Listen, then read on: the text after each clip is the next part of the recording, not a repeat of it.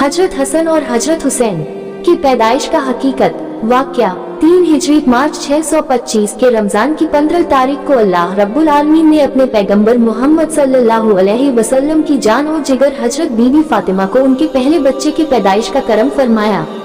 मोहम्मद मुस्तफ़ा खुशी से झूम उठे। उन्होंने बच्चे को अपनी बाहों में लिया, उसे चूमा, उसके दाहिने कान में अजान पड़ी और उसके बाएं कान में इकामा पड़ा और उनका नाम हजरत हसन रखा। 1 साल बाद यानी 4 हिजरी फरवरी 626 की शाबान की 3 तारीख को अल्लाह ने अपने रसूल की बेटी को उनका दूसरा बच्चा देकर खुशी अता फरमाई।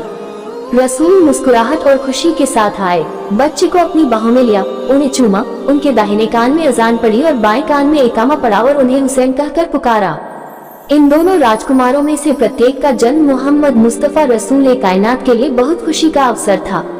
उन्होंने उन्हें अल्लाह पाक की सबसे बड़ी नेमतों में से एक माना और उनके लिए उनका शुक्रिया अदा किया। उनमें से प्रत्येक के जन्म पर मुसलमान उन्हें बधाई देने के लिए बड़ी मस्जिद में उमड़ पड़े। उन्होंने मुस्कुराहट और शुक्राने के साथ उनका अभिवादन किया और उनके साथ अपनी खुशी साझा की। ऐसा कोई दिन नहीं था जब पैगंबर हजरत मोहम्मद सल्लल्लाहु अलैहि वसल्लम अपनी बेटी के घर उनके बच्चों को देखने न जाते हों। आपको उनकी मुस्कान देखना बहुत अच्छा लगता था, इसलिए आप उन्हें गुदगुदी करते थे, उन्हें उछालते थे, उन्हें दुलारते थे और उनके हर कदम और हर शब्द को अद्भुत मानते थे।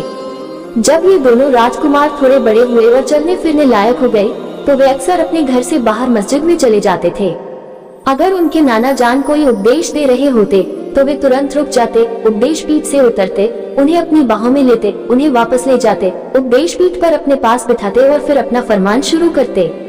अगर वे सार्वजनिक प्रार्थनाओं का नेतृत्व कर रहे होते और सजदा कर रहे होते, अपना माथा जमीन पर टिकाए हुए, तो दोनों बच्चे अक्सर आपकी गर्दन और पीठ पर चढ़ जाते। आप उन्हें परेशान करने के बजाय सजदे को लंबा करना पसंद करते थे और सजदे से तभी उठते थे जब वे स्वेच्छा से आपकी गर्दन या पीठ से उतर जाते थे। अगर आप अपने घर या मस्जिद से बाहर जाते तो वे आपके कंधों पर सवार हो जाते। मदीना के लोग उन्हें अल्लाह पाक के फरिश्ते के कंधों की सवार कहते थे। वे अपने अम्मी जान और बाबा जान से कहीं ज्यादा अपने नाना जान से जुड़े हुए थे। इस्लाम के पैगंबर मोहम्मद सल्लल्लाहु अलैहि वसल्लम को हजरत हसन और हुसैन के साथ रहने से ज्यादा खुशी कभी नहीं मिली। वे आपकी आंखों के तारे थे और आपके दिल की खुशी थे और उनकी संगति में ही आपको सच्चा और संपूर्ण आराम मिलता था। आप उनके साथ लुका छिपी खेलते थे और अगर वे दूसरे बच्चों के साथ खेल रहे होते तो आप उनकी हंसी की आवाज सुनने के लिए उनके पास रुक जाते थे।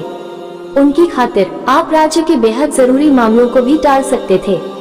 जब वे मुस्कुराते थे तो आप राज्य और सरकार के सभी बोझ और चिंताओं को भूल जाते थे। आप उनके द्वारा लिखे गए हर संदेश को उनकी दिव्य मुस्कान में पढ़ना पसंद करते थे। इससे पहले अल्लाह पाक के भेजे गए फरिश्ते ने आपकी बेटी बीबी फातिमा जहरा को पाला था, जिसे आपने जन्नत की औरतों की सरदार कहा था।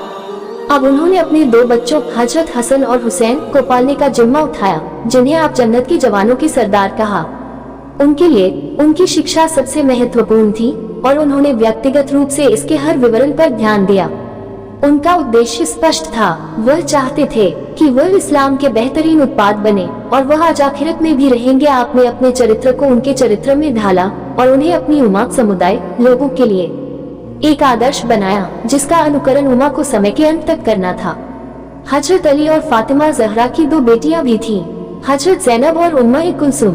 जब वह बड़ी हुई तो उनकी शादी उनके चचेरे लड़कों से कर दी गई, जो इस्लाम के पंख वाले शहीद जाफर इब्न अबू तालिब के बेटे थे। हजरत ज़ैनब की शादी अब्दुल्ला इब्न जाफर से हुई और उम्मा कुलसुम की शादी मोहम्मद इब्न जाफर से हुई। हजरत हसन, हजरत हुसैन, हजरत ज़ैनब और उम्मा कुलसुम चारों बच्चों को उनके नाना जान मोहम्मद मुस्तफ़ा सल्लल्लाहु अलैहि वसल्लम, जो अल्लाह पाक के रसूल थे से मुराद है हमेशा थे, हैं और रहेंगे, ना उनके जैसा कोई था, बेशक न कोई होगा। हुजूर पाक ने बहुत लाड प्यार दिया था और उन सभी 5 के जीवन की सबसे खुशी के दिन वे थे जो उन्होंने अपने नाना जान के साथ बिताए थे।